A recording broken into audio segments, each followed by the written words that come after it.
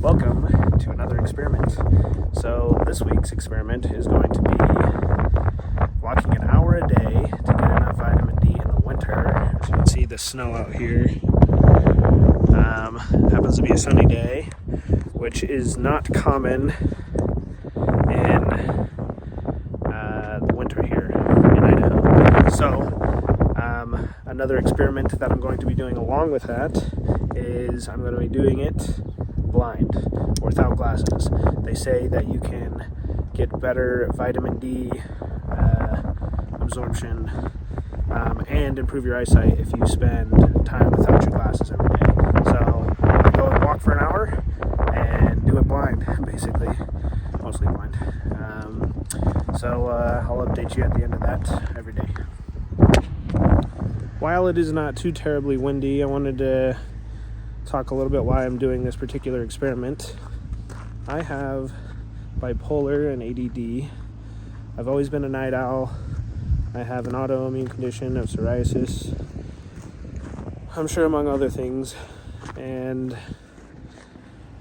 they say that vitamin D is crucial to all of that. And it's winter right now. It's January, early second week of January, I think now. Something like that, second. And vitamin D has an effect on melatonin and some other happy chemicals in the brain or something. Anyway, long story short on that, it is harder to get vitamin D, or almost impossible during the winter, especially in the conditions we live in. And I'm working on trying to get more of that in. So the reason I'm doing an hour out in the cold, somewhere between 25 and 28 degrees plus wind chill, is to try to get more vitamin D, especially without, I guess, the glass lenses blocking it. I'm not sure how legit that is, but something I do know is being covered up stops you from being able to absorb as much vitamin D, which is why we're out here for an hour, because we have very little skin exposed. Usually my hands are in my pocket when I'm walking because it's cold and windy. So you can take vitamin D supplements, you can do the Happy Lights. I thought I'd just turn this into an experiment of improving my eyesight, getting natural vitamin D while there is sun in the winter. I'm sure some of these days and some of these walks won't be very pleasant because of the weather turning. So we'll see how it goes. I will say that the first bit of walking was very disorientating, obviously not having glasses. And I find myself really staring down at the road. I'm going to try to improve that by trying to look up more and look far distances. But it's just like a comfort thing to just, that's the closest thing, and I'm nearsighted, so it's easier to look down at the ground than it is to look up. And while we're getting exercise, we warm up. And when we warm up, I'll try to expose more layers. We'll see how that goes. It's pretty stinking cold to be doing that, so. Something I thought of to talk about while walking and not being able to use my phone, because I'm doing a no phone experiment too, is that there's survival techniques to staying warm out in the cold, and one of that is to keep moving. The more you move, the more your body warms up. So there are some survival tips for you as you lose a majority of heat through your core, and then another majority through the top of your head. And even though extremities get cold, the reason they get cold is because they're pulling blood to protect the core. So if you're not keeping your core warm enough, it will take and pull the blood to your core. Now, you can get away without gloves and without the best footwear and socks as long as you're keeping your core and your head really, really warm. Something to go along with that would be, you need to be cognizant of sweating. So if you start to overheat, you need to undo some layers and let some of that evaporative cooling take place. If you do not and you get drenched in sweat and then you stop, you can quickly become hypothermic and freeze. So if you're working up a sweat, make sure you take your hood off, you take your hat off every now and again, you unzip your jacket, air out a little bit. Yes, that gets rid of some heat, but wet is a killer in the cold. You can walk out of a lot of scenarios in the cold, 5 to 10 miles. It won't be very pleasant, but you can do it as long as you do the proper techniques. Keep your core and your head warm, and make sure you're paying attention to your basically your sweat level going on. Anyway, hopefully that helps some y'all. Just to give you an example of what I'm talking about for keeping control of your heat, you don't have to completely take off everything, right? I have my jacket opened, I have the hat and the hood a little bit off of my head, the hood obviously off, but my hat like kind of above my ears, letting a lot of heat escape. I was starting to sweat a little too much there, so it's as simple as that. You just gotta vent out just slightly for a little while. If you start getting cold, zip it back up. Well, near home now, and have about 8 minutes left on the clock, so I think we found a walking route. But I think I'm just going to walk that route every day instead of paying attention to the timer. That way I'm not on my phone. Thoughts so far. It's cold, and I have to keep regulating the heat because I'm walking at a medium pace, but I'm heating up pretty good. So I have to constantly keep adjusting for sweat level. But that's working out pretty good. I've been working on looking up a little bit more, and I've been trying to work on reading street signs, which is very hard. How nearsighted I am. I don't know the numbers, I can't tell you on that. But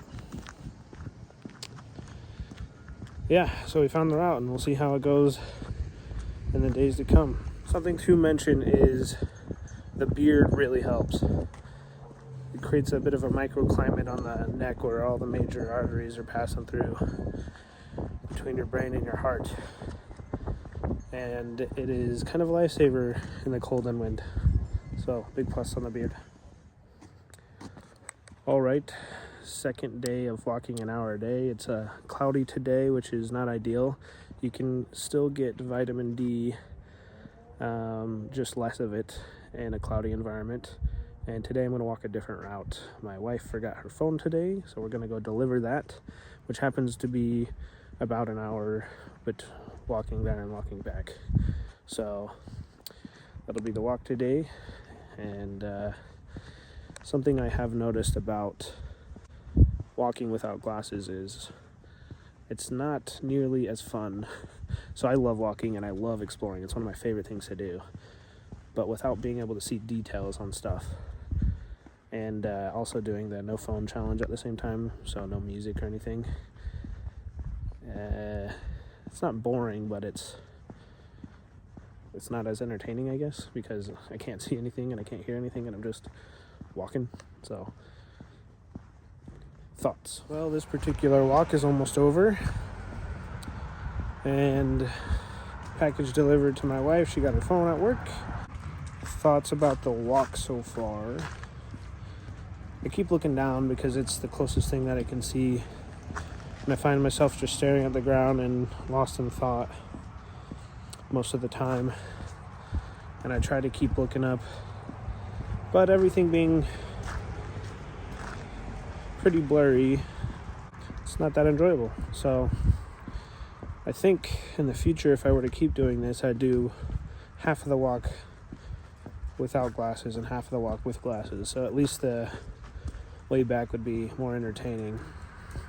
My thoughts today have turned to something I've been contemplating about what's missing in the world, which is kindness and love. There's so much distraction in the world, and there's so much addiction and selfish things.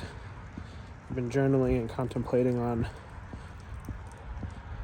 what individual people can do to change that and bring back some semblance of humanity and community. Well, that's it for this walk. See you tomorrow. Today is the sunniest, or around there, and the warmest out of 3 or 4 days I've done this. So I'm pretty stinking happy about that. Something I've been contemplating is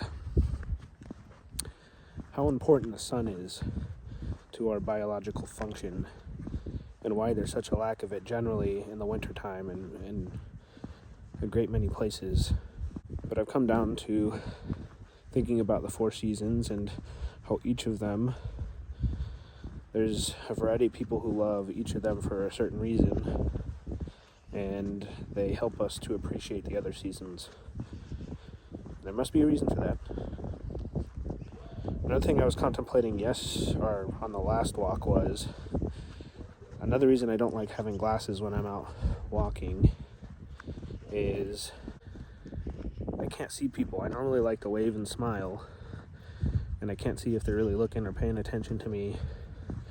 I can see like their blurry outlines or whatever, but obviously I can't tell anything going on with the facial stuff, so that's kind of annoying.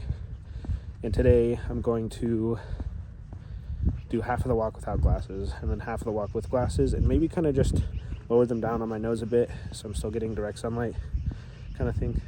Here is a silly little thing for you.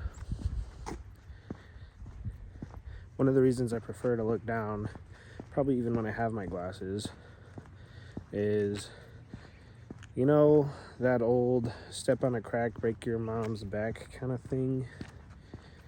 Well, obviously never believed it was really true, but it made me never want to step on a crack or a line. And as you can see here, there's lots of lines, and in lots of places there's lots of cracks. So I just have an aversion to stepping on them, which from time to time I try to overcome and not pay attention to where I'm walking. But now it even feels weird to step on one.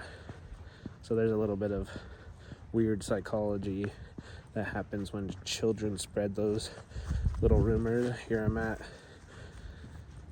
30, I think I'm 33 years old now, and still bugs me to this day. So silly. I will literally adjust my gait to where I don't have to walk down, but I know I'm not going to step on a crack. It still bugs me. So the experiment is to not pay attention and purposely step on them, which is like gone against my entire psychology since I was, 5. So weird. Life is a weird thing, man. Man, it's so much nicer to walk on a day that's not absolutely frigid. That'll make you really appreciate the good days for sure.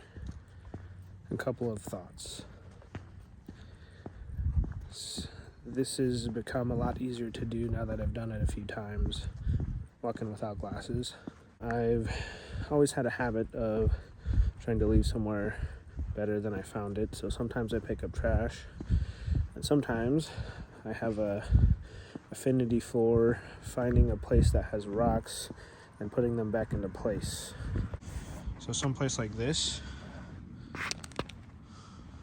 I literally like to just get things back into a bit of order.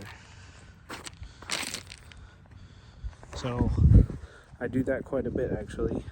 Something that's really nice when the wind dies down as well is paying attention to the bird song through the various neighborhoods.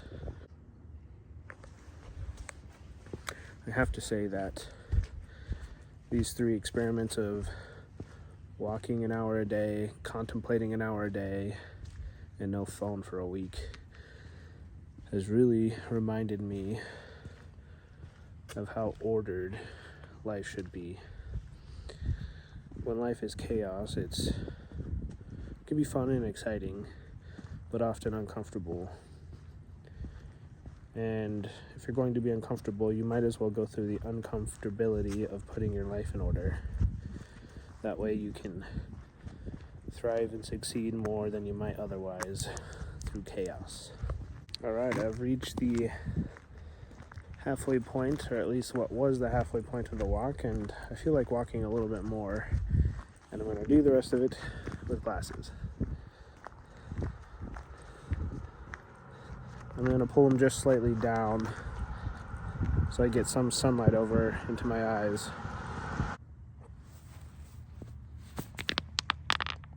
New home. Well, I've discovered a problem with wearing glasses. It totally changes how my mind functions when I'm walking. I go from a contemplation state of mindset, like almost completely, to I want to look, I want to see, I want to view all the details of everything. And it kind of speeds my mind up. Sometimes I still get lost in contemplation or whatever, but I spend so much time just sinking in everything that's around me. That is my normal go-to mindset, is I just want to, I'm very curious. Once I get my curiosity peaked and then my interest dealt with, I can focus back on just thinking. Definitely changes the mindset of a walk overall. And I think something that is probably a factor here as well is not having had glasses for half an hour and then putting them back on. There's this new excitement about being able to fully see everything, bright, vivid detail versus a blurry haze. Life has some pretty weird coincidences. I was describing a hair catching tool that you can shove into a drain to someone yesterday, and I literally just walked by one on the ground.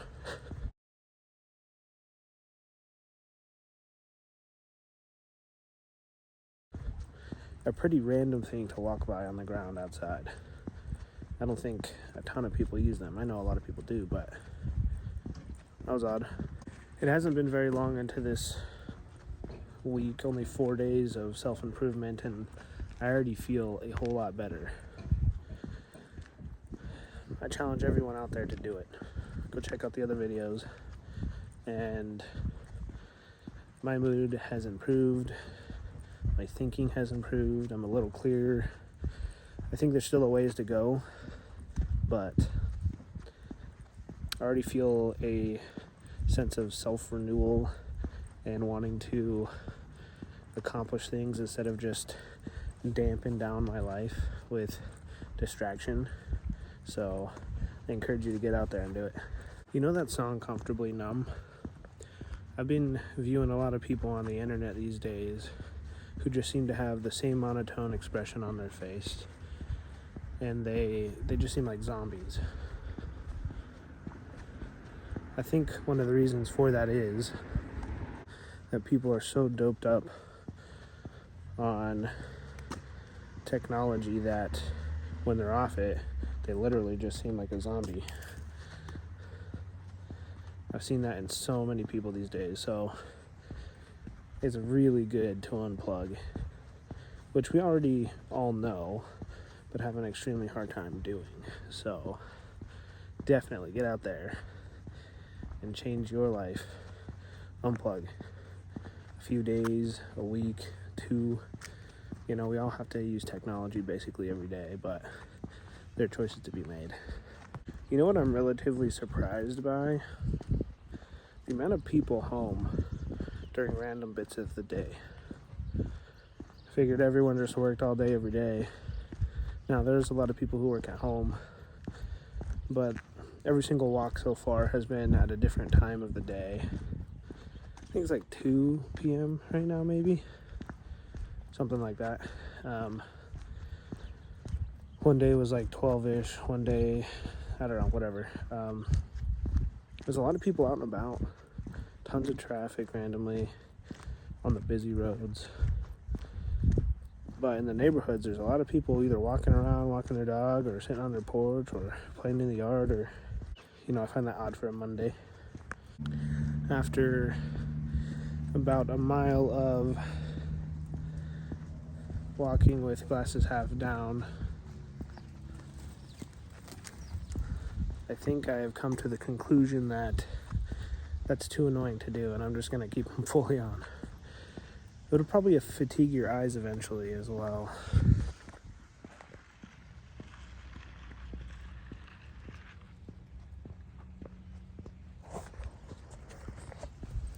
But, so half the walk without glasses, half the walk with glasses. That way I can get two mindsets in there, wandering and contemplating, even though I'm already doing that an hour a day, at the moment anyway. There's a time I can explore and look at things. All right, day 5, I think, with one day skipped in there, of walking with no glasses. So I think we decided that yesterday we're going to do half of the walk with glasses, half of the walk without glasses. And it's no longer super disorienting or scary. So mixing this with the week of no phone and hour of contemplation a day, I've gotten so much time to think. And the thought for this walk is going to be, what am I going to do after this experiment to continue the momentum? It's hard coming off of being addicted to your phone and to social media, and it only seems to take about a week to get off of it. But I know that having done social media drop-off experiments before, that it can suck you right back in. So I'm going to contemplate and see, what can I do? It seems like a all or nothing kind of thing. I haven't been able to figure out a way to just limit it. So I'm going to think about that on this walk and see what I come up with. Right, here are some of my thoughts. How can I use social media for good only and not get sucked back in?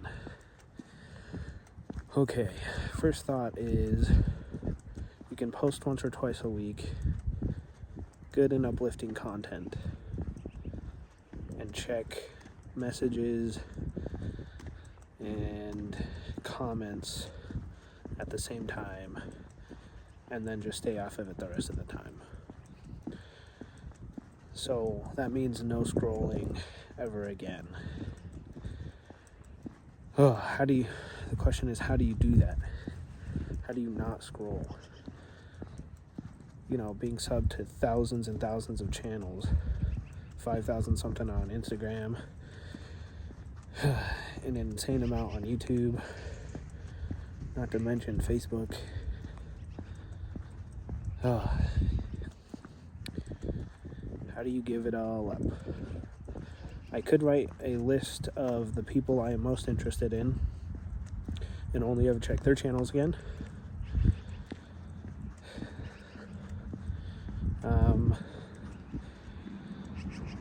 That one would be a hard one to do because I'm interested in a lot of people. So, yeah, how to go about that. I've been trying to delete channels already, but there's actually systems in place that will only let you delete so many at one time now. So that would take too long and too much time spent. So basically any channel that I can remember to be interested in, you can go check occasionally,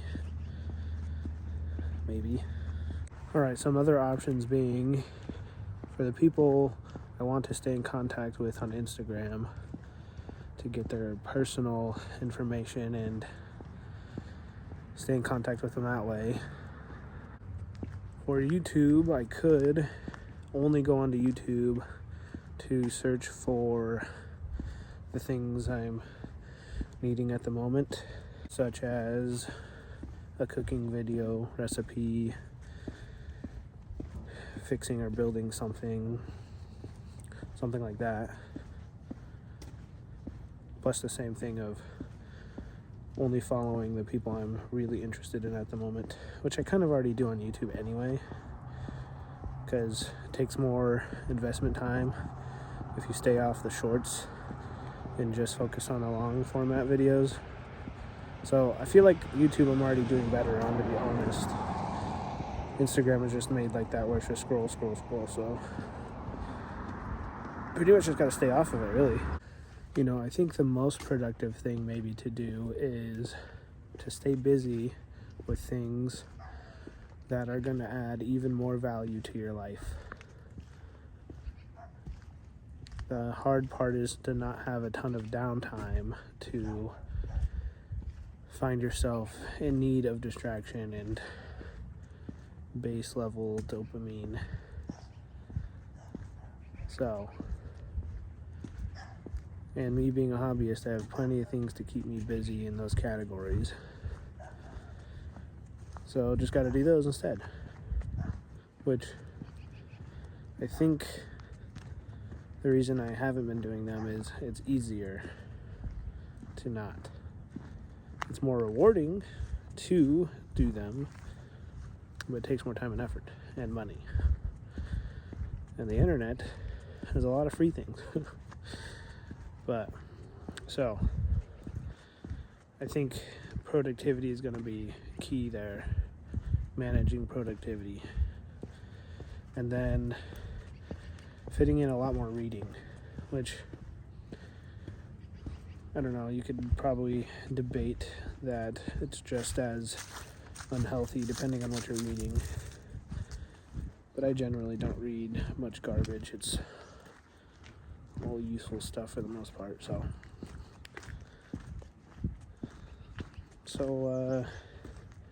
limit time on the internet, use it wisely, use it for good, and do better stuff with your time. This walk seems to be getting shorter and shorter every day. It's either going by quicker because I'm enjoying it more, or I'm walking faster, but I'm trying to keep the same pace. Today is the best I have absolutely done at keeping my head up and looking around. I feel a lot more comfortable now walking without glasses and having blurred vision, which the first day, it literally felt like I had a magnet looking at the ground.